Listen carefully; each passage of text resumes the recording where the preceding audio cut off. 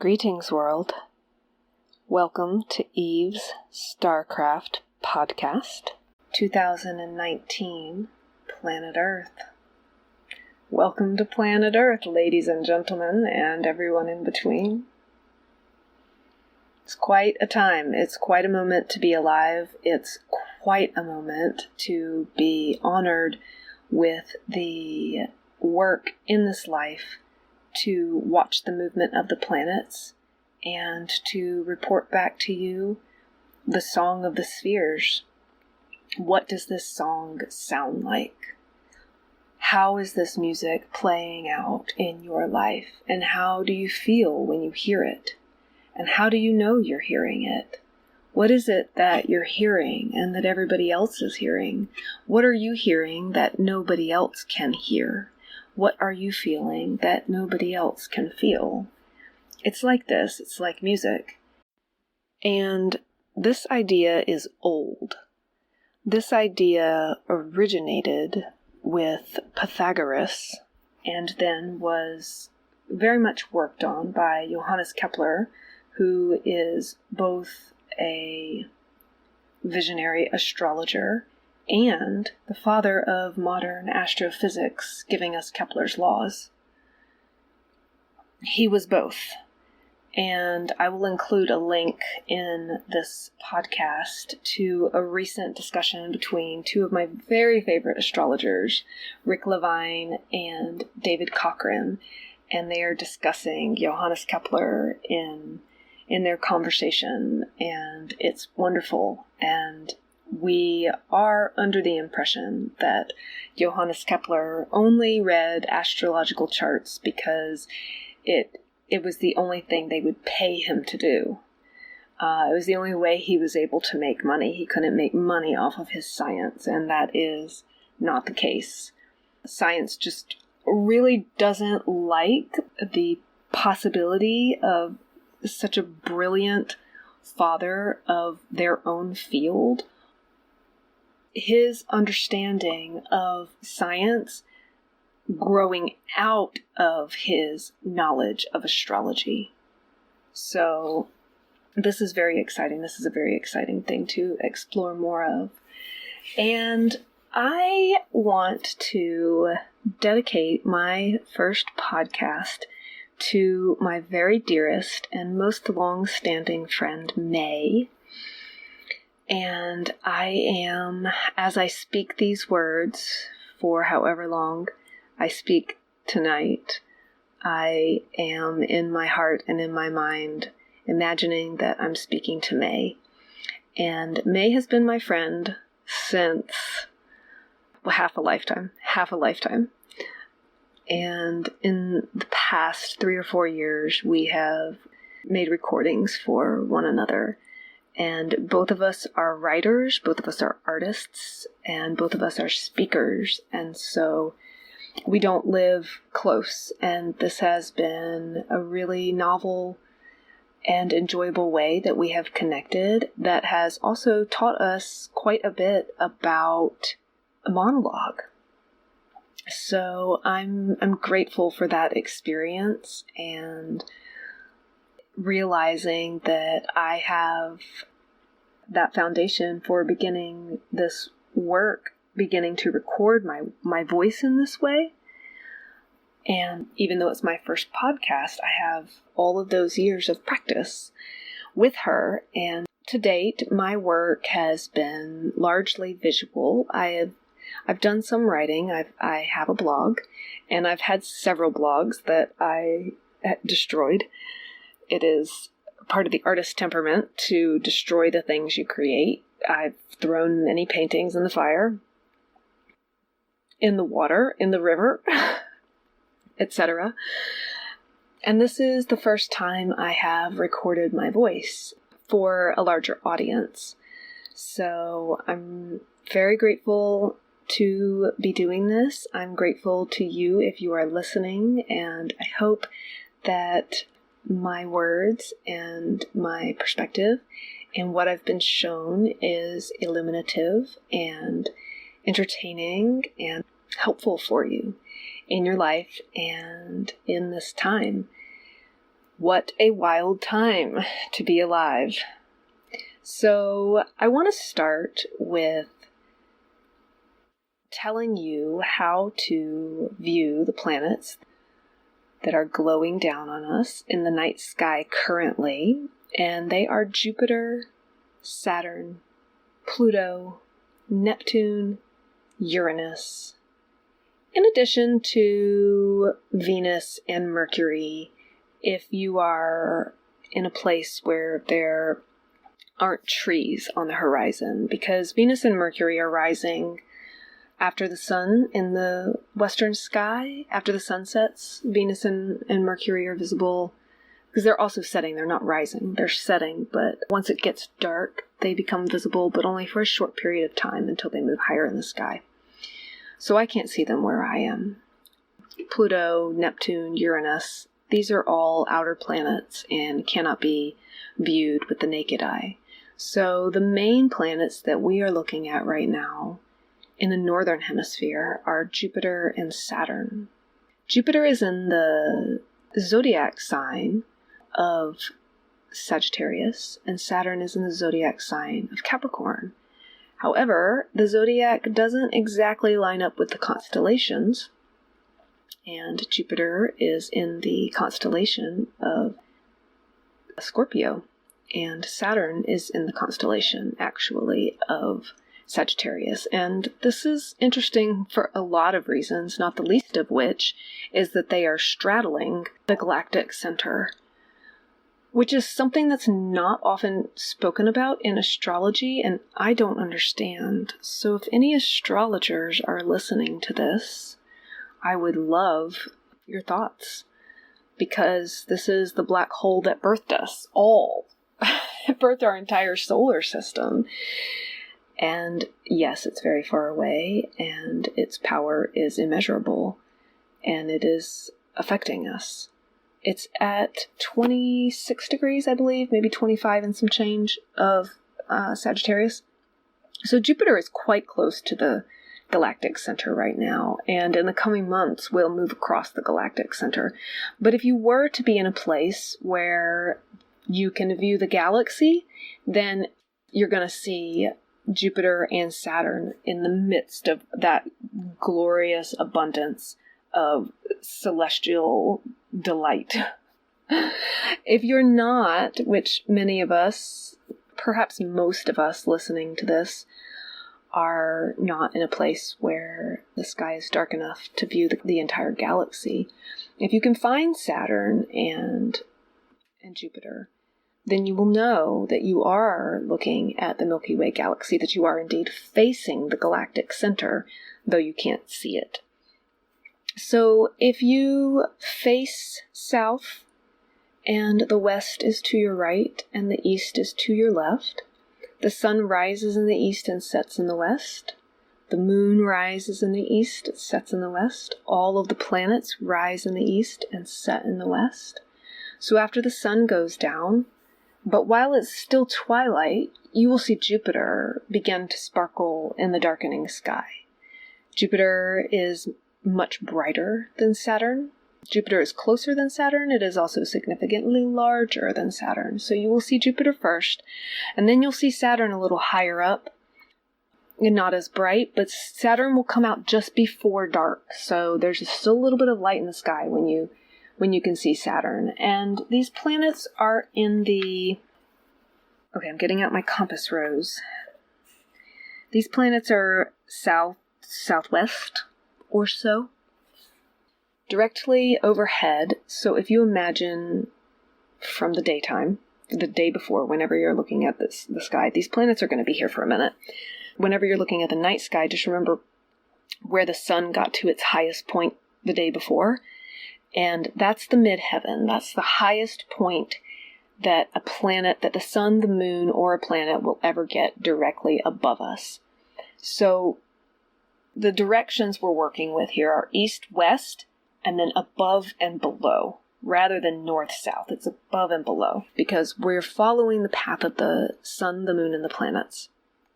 So above us is called the midheaven, and then further east of that, rather west, further west of that, you will see Saturn. And then going even further west, closer to setting, you will see Jupiter. So Jupiter is going to move into near conjunction with Saturn and also with Pluto in January. And this is what all the astrologers are talking about. So if you are someone who partakes of astrology and you're hearing the astrologers talk about the Saturn-Pluto conjunction, this is a regular cycle that creates notable waves in the culture and in the individual landscapes over time, trackable. Then also their opposition. And that means when they're like a full moon, the sun and the moon are opposite each other and the earth is in the middle. If two planets are opposite each other, that means earth is in the middle. One is all the way west, one is all the way east. And gravitationally, we're in a straight line with each other. So we feel this, much like we feel a full moon. And people who don't believe that they feel the full moon, it is still very apparent by their behavior that they feel the full moon. So what's happening now is like a dark moon. When the sun and the moon are in the same place in the sky, the moon is dark. We don't see it because it is in front of a star, and all we can see is that star. So these two planets are in the same place in the sky, Saturn and Pluto, January of 2020, and Jupiter will be very, very, very close by, not precisely conjunct. But we will see Jupiter up there with Saturn, and we will know that Pluto is there, and we will know it also by the cultural, political, collective, communal, individual landscapes that we are experiencing at that time. So I'm bringing this up because it has been so enriching for me as I've been studying astrology to also be watching the planets. So I'm not just looking at the astrological chart, but I'm looking at the planets in the sky, and then the ones that are out during the day that I can't see with my eyes, I'm imagining them, and I'm thinking about them, and feeling where they are, and talking to them. And it makes my experience of astrology so much richer. So if you're partaking of astrology, and you're hearing your favorite astrologers talk about the Saturn and Pluto conjunction, you can go out in the night sky and you can look at it. And that, my friends, is a beautiful thing, because this is not primarily a human psychological phenomena. This is a natural, observable, real phenomena that is playing out in celestial nature all around us at all times. And we get really excited about the psychology because we get really excited about ourselves. And that's valid and that's important and it's helpful and it's real. And I am particularly amazed by the thing itself. I feel the numinous quality of this natural reality that can so intimately and specifically and precisely and eerily inform my life, my little bitty human life. So I am making this recording, as I said, on the 28th of September, and today the moon was dark in the sign of Libra. So that means the sun was in the sign of Libra, and then the moon moved in front of the sun in the sign of Libra. We did not have a solar eclipse. A solar eclipse happens when the moon and the sun are in the same plane, both vertically and horizontally. And a lunar eclipse happens when the moon and the sun are in the same place vertically and horizontally, but they're opposite each other. The earth is in between. If they're not in the same place, if the moon is either above the sun or below the sun vertically, then it's too bright. It doesn't block the sun because it's there's a cat in my lap. You can't see the moon because there's a star in the way. And it's just a little bitty moon. There are lots of interesting things to say about eclipses and the reasons for them, and the diameter of the moon and the earth and the sun and the distance between them and how they all appear the same size in the sky, and it's very mathematically precise, and why, and it's so beautiful. And this has to do also with the north and south nodes, and the north and south nodes are very important in astrology. They're not planets, they're locations in the sky, and they are locations in the sky that move. And they are, to put it simply for the time being, they are the locations in the sky where eclipses happen. And right now, the south node is conjunct, which means in the same place in the sky, is conjunct Saturn. So that is bringing a level of intensity to the Saturn-Pluto conjunction that does not always happen. The Saturn-Pluto conjunction is relatively frequent. It happens every 32 years or so, and then the opposition happens every 16 years or so. But the other planets are always doing different things when these two planets are in play with each other. So every Saturn-Pluto conjunction and opposition has similarities, but also has differences. So there's a lot to say about this dark moon and the celestial dynamics today and how it ties in with the larger picture and the slower moving planets.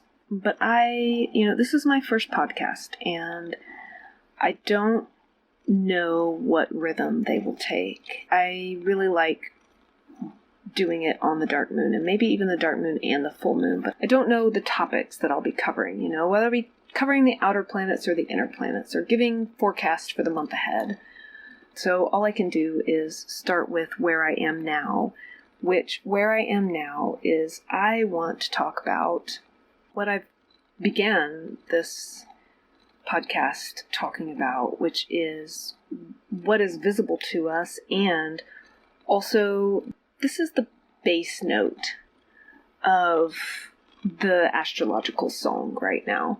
So there's a song that's happening, and it's very complex, and it all ties together, but it's changing, and there are many, many different notes, and there's trilling up and down, and I've got to become a musician so that I can learn this language, because astrology is so much like music. The play of the planets, the movement of the planets is music. And the slower moving planets are the bass notes. They're the underlying deep frequencies. You can think about this in perfume as well. You have the low notes. If you're a chef and you're working with all this myriad of flavors, what are your low notes? What is the unchanging foundation that everything else is going to ride on? And that right now is this Saturn-Pluto conjunction in the sign of Capricorn, conjunct the south node opposite the north node in Cancer. So the axis that we're working with is Capricorn Cancer. So much to say. So much to say. So much to say. Cancer is ruled by the moon. The sign of Cancer is ruled by the moon. The sign of Capricorn is ruled by Saturn. And these are both feminine signs. They're considered feminine. And Cancer, ruled by the moon, is a water sign. Capricorn, ruled by the planet Saturn, is an earth sign. And what we mean when we say ruled is that these signs share qualities of their ruling planets. Whether the sign gave the planets the qualities or the planets gave the signs the qualities, this is an ancient art. And humans have been paying attention to the sky as long as we've been upright, and this is what we've perceived. So at this point, we have a huge body of work, and a lot of it is born of mystery. So we have water and we have earth. We have feminine signs. We have the moon and the nature of the moon. We have the planet Saturn and the nature of the planet Saturn. And you can feel into these actual physical, real celestial bodies to begin to perceive some of their qualities that are personified in astrology. So the moon is the closest celestial body to us. She is the one we feel the most intimately. She is the one that the tides of our oceans rise and fall in response to. She is the one that the tides in our bodies rise and fall in response to. She rules birth. She rules death. She rules fertility. So when you think of the moon, and when you think of water, and when you think of the tides of the ocean, you're beginning to feel some of the qualities of the sign of Cancer. The sign of Cancer is the fourth sign in the zodiac. It is found at the lowest part of the sky. So we were talking earlier about the highest part of the sky above us. There's the lowest part of the sky below us. So this is the furthest away underneath us.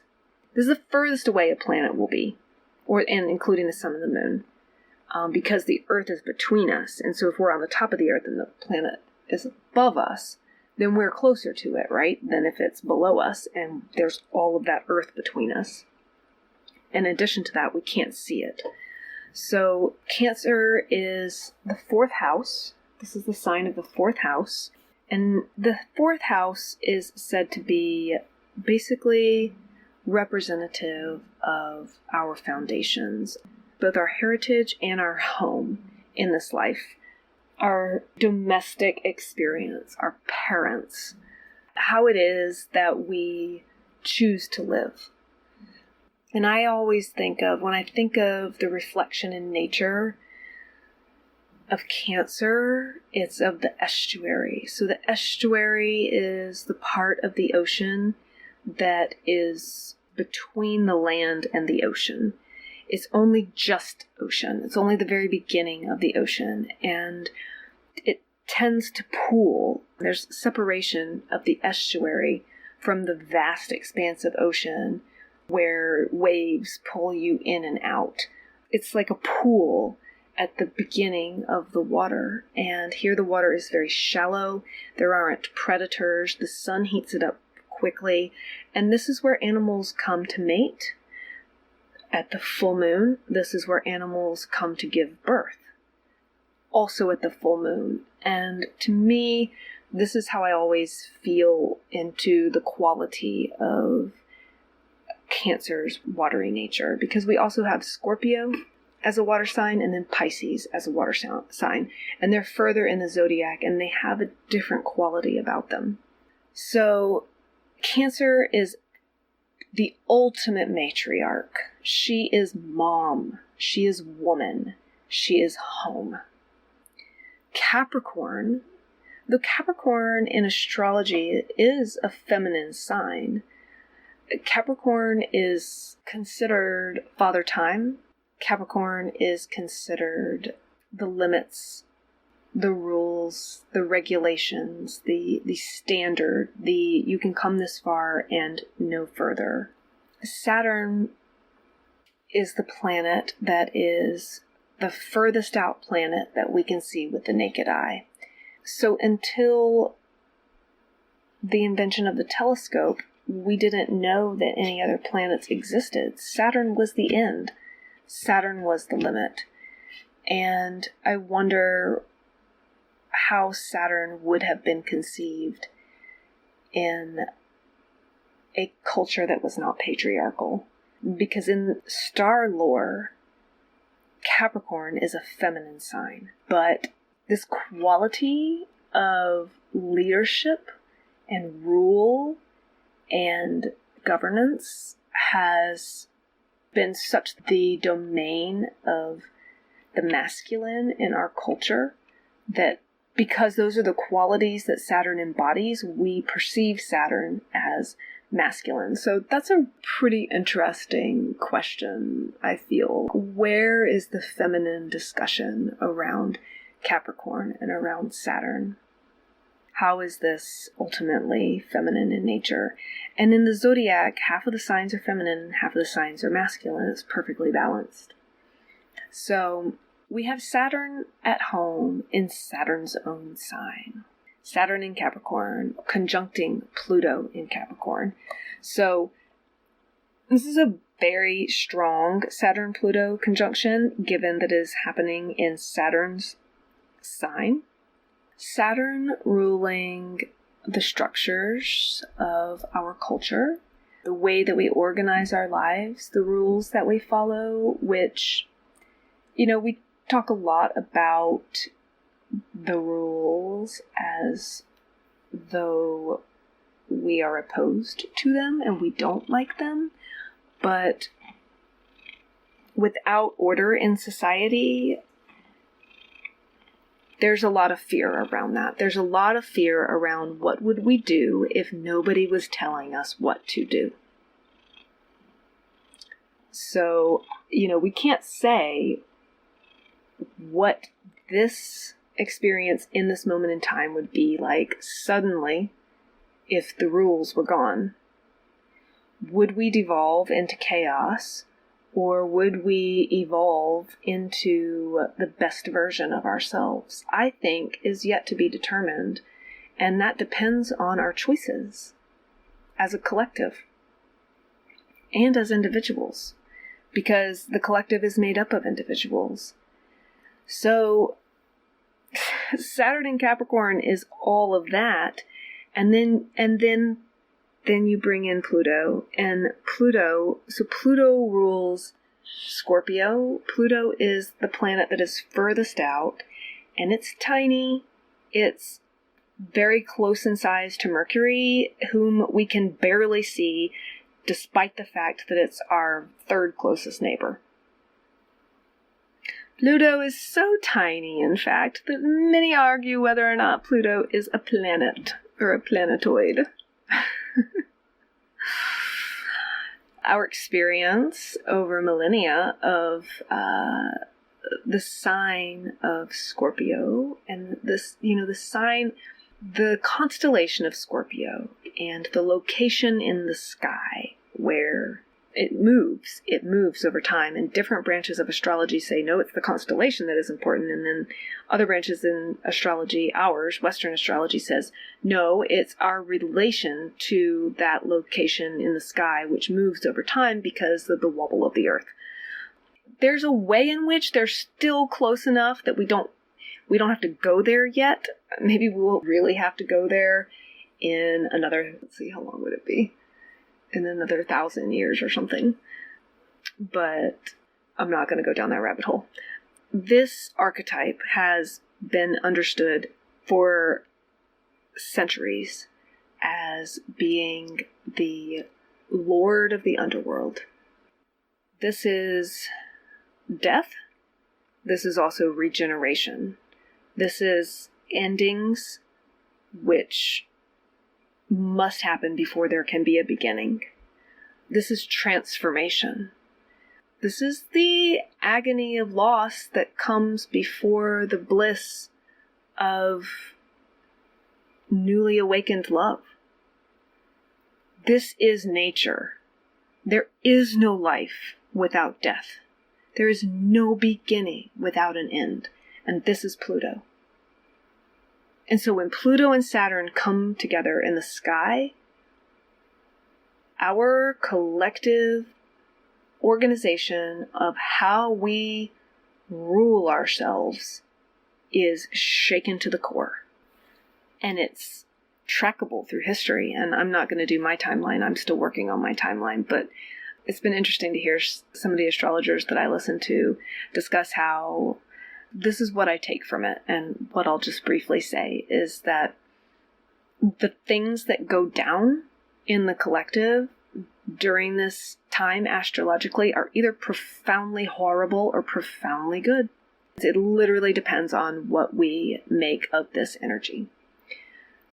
So the other work that I do is Taoist sacred embodiment practices and Qigong.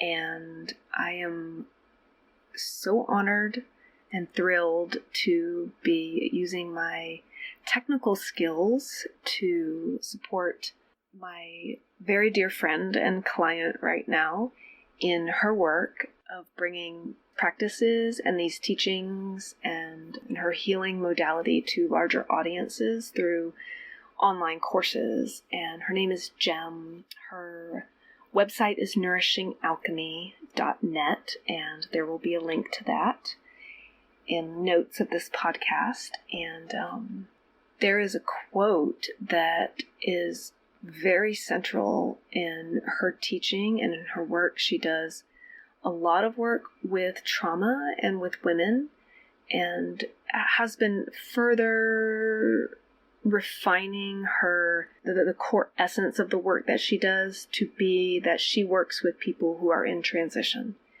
and who are aware that their individual transition supports and informs the transition and the transformation of the culture as a whole. And there's this Chinese proverb that she has been using that I just discovered is exactly the perfect metaphor. I've been using several other metaphors for how I'm perceiving this time right now with the Saturn and Pluto conjunction. And when I realized the other day that this is actually the perfect metaphor, I became deeply moved because it's another crossover in the work that she does and the work that I do, which is very much foundational. Her work is very much foundational to mine, and that's why I'm working with her. So here's the quote. If you ignore the dragon, it will eat you. If you confront the dragon, it will overpower you. If you ride the dragon, you learn to use its might and power. And that, my friends, is where we are. September 2019, planet Earth. This celestial energy, which is the same as our human energy, as the patterns of the weather above us, it's all integrated. We are all moving to the sound of the same song. We are dancing our own parts of the same song. And the song right now is a dragon. And if this dragon frightens you, and because of your fright, you choose to hide under your covers and to not come out, and to drown in these large waters, then this dragon will eat you. It will consume you. If instead you come at this, we can see this. It's easy to point fingers at people on the world's stage, and I'm not pointing any fingers at anybody on the world stage. That is not what I do. I am simply pointing it out as a matter of observation in regards to it would be a good idea for your sake not to behave this way. If you confront the dragon, you will lose, my friend. It's a dragon. If you think that you can stand up to the Lord of the underworld, you will lose. There is no need for us to overpower those who are behaving this way. They're not going to succeed. You can just sit back and watch. No, don't just sit back and watch. Be fully who you are in this life. That is what you are called to do. You are not called to, unless you are, but most of us are not called to confront those that are confronting the dragon. This is the mistake of our culture, that everything can be accomplished through war. It cannot. So what's our third option? Ride the dragon. Get on its back and ride it. This is frightening. This is scary. It's a dragon. It's really big. Most of us, I know not all of us, I have plenty of friends who have not seen Harry Potter. But the majority of us have seen Harry Potter, and we remember when Hermione got... What did Ron say? Oh no, what did Hermione say? She said, I have an idea. It's mad. But it's the only idea we have. They were in Gringotts Bank, getting consumed by this dark spell that was causing all of the gold to pile on top of them, and the dragon was chained up and writhing and blowing fire, and it was just, this is the end. And Hermione jumped on the dragon, and Ron and Harry just got wide-eyed and realized they had no choice, and they jumped on the dragon. And then she cast a spell on its chains and set the dragon free. And then the dragon burst through that ceiling and lifted off into the sky and took them with it. And that's where we are. And this moment requires bravery. It requires bravery, and that means a different thing for each person. And we are all, I feel like it's real easy when you hear somebody saying things like the things that I'm saying. This is what I've done, is I have this vision of my highest and best self, but my highest and best self is far away, and I go, oh no, January 2020, I can never do that by then. I can't do this, and it's not going to work that way. It's not like that. You are right on time. It's not about you being your highest and best self tomorrow. It's not about me being my highest and best self tomorrow.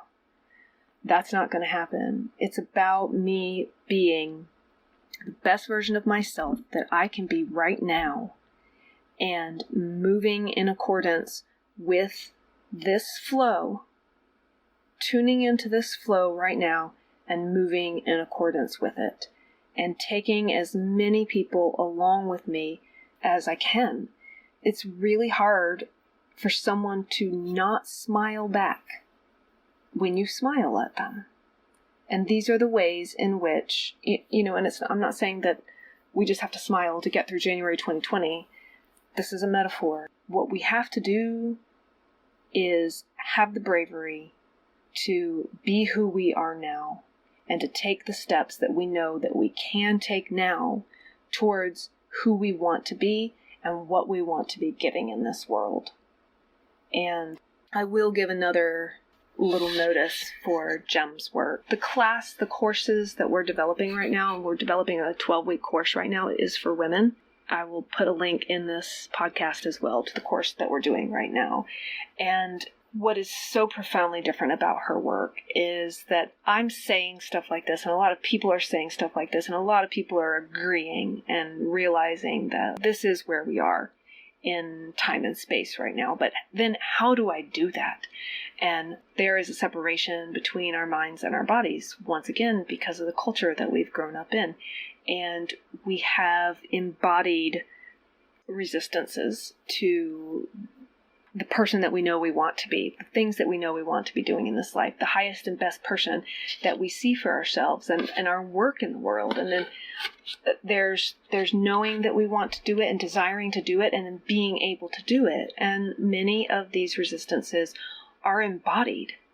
And so it's not about an intellectual understanding or decision. It's about moving through what's happening in our body and what we're feeling and feeling what we're feeling so that we can get to that place of actually being able to, on multiple levels, be who we're meant to be in this world. And that takes a lot of bravery. It takes a lot of self-love. It takes a lot of patience. It takes a lot of time. It takes a lot of overcoming. And a lot of us are ripe for that right now. I know so many people who we are just ready to give this everything that we have, because what else are we going to do? What else are we going to do? We're here for a reason, and the reason is not just to suck up all the resources, eat, drink, and be merry, for tomorrow we die. That is not why we're here. We are also not here to stick our heads under the covers and hide until it gets easier, nor are we here to battle. We are each here for a specific and unique reason, and the call is to inquire deep within ourselves, what is that reason that I'm here? And I'm an artist and I'm an astrologer, and those two works bring me the most immense joy of anything that I could be doing with my life. And deep in the heart of both of those works that I do with my hands and with my eyes and with my mind and with my body and with my heart is the desire to inspire others to do their work, whatever it is. And, for me, that often looks like inspiring fellow artists, because it's hard to be an artist in this culture, and that is an understatement. And I'm not going to go into that in this podcast. Maybe I'll do another one. I think I will do another one because that's a really important topic. That's why a lot of people aren't doing it. And I feel like if I can do this with my life, simply and only for the outcome of inspiring other people to do it with their lives, then I have succeeded. I have succeeded. And so when you see my art, when you see my work, when you hear my words, when you read my words, when you see my image, that is my ultimate highest message, is you can do this too. Whatever your version of this is, do it. If you can. And some people legit can't, because the deck is so stacked against them. And we have to do our highest and best for them. That is what we get to do with our privilege. That is what we get to do with our privilege. We don't get to kick back and relax with our privilege. That is the slap in the face. But we also don't need to feel guilty for our privilege. We need to give all of our privilege to the world. To do that in our work, to do that in our words, to do that in our efforts for all of humanity. Will you join me? Will you ride your dragon beside me into the mystery? None of us knows what the future holds, but we do know the sound of the song of the spheres, and the music that is playing is one of adventure and bravery. And what will we choose? What will we choose individually, and what will we choose collectively? Because our choices, which inform our actions, will create the future. That future that is yet unwritten, though the song lays before us. I bid you bravery and joy as you move in accordance with your own dance. So, with that, I will bring this recording to a conclusion and send it out to each of you with my love, with my expectation, with my excitement, and my profound belief in you. You can do this.